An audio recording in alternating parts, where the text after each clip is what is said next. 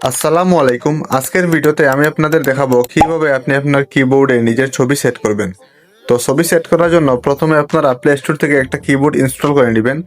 তো আমি সেক্ষেত্রে আপনাদেরকে সাজেস্ট করবো আপনারা এখান থেকে রেডমি কিবোর্ডটা এখান থেকে ইনস্টল করে নেবেন। তো আমার প্লে স্টোর থেকে অলরেডি এটা ইনস্টল করে নিছি। তো ইনস্টল করার পরে আপনারা এখানে রেডমি কিবোর্ডটা সেট আপ করে নেবেন। তো এটা একদম সহজ প্রসেস, সে কারণে আমি এটা দেখালাম না।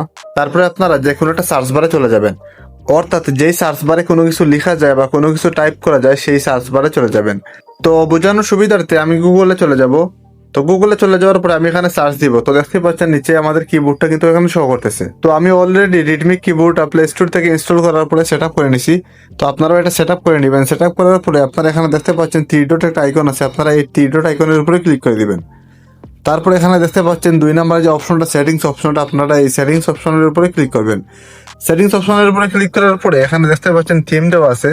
তো আপনারা এই থিম অপশনের উপরে ক্লিক করে দিবেন। থিম অপশনের উপরে ক্লিক করার পরে এখানে অনেকগুলো থিম চলে আসছে। তো আমরা সিম্পলি এখান থেকে নিউ থিম যে অপশনটা আছে আমরা এটার উপরে ক্লিক করব। তারপরে এখানে ব্যাকগ্রাউন্ড ইমেজ শো করতেছে। তো আপনারা এখানে ব্যাকগ্রাউন্ড ইমেজের পাশে যে ব্যাকগ্রাউন্ড ইমেজের যে আইকনটা আছে আপনারা এটার উপরে ক্লিক করে দিবেন।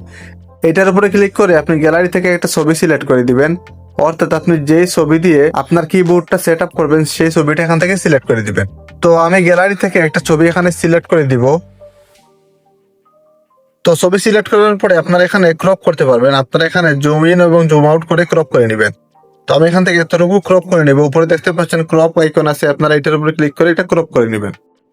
তো দেখতে পাচ্ছেন নিচে কিন্তু আমাদের ছবিটা কিন্তু সেট হয়ে গেছে। তো আপনারা এখানে চাইলে একটু অ্যাডজাস্ট করে নিতে পারেন। তো সেক্ষেত্রে আপনারা এখানে ব্রাইটনেস আছে, আপনারা এই ব্রাইটনেসের উপরে ক্লিক করে একটু অ্যাডজাস্ট করে নেবেন। তো আমি একটু ব্রাইটনেস বাড়িয়ে দেখবো যে আমাদের ছবিটার কিরকম ইম্প্যাক্ট আসে।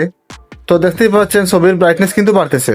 আপনারা এখান থেকে ইন আউট করে ছবির ব্রাইটনেসটা অ্যাডজাস্ট করে নেবেন। তারপরে নিচে একটু স্ক্রল করবেন। স্ক্রল করার পর এখানে দেখতে পাচ্ছেন ব্যাকগ্রাউন্ড দেওয়া আছে, টেক্সট দেওয়া আছে, তারপরে হিন্ট দেওয়া আছে। তো আপনারা এগুলো অ্যাডজাস্ট করে নেবেন।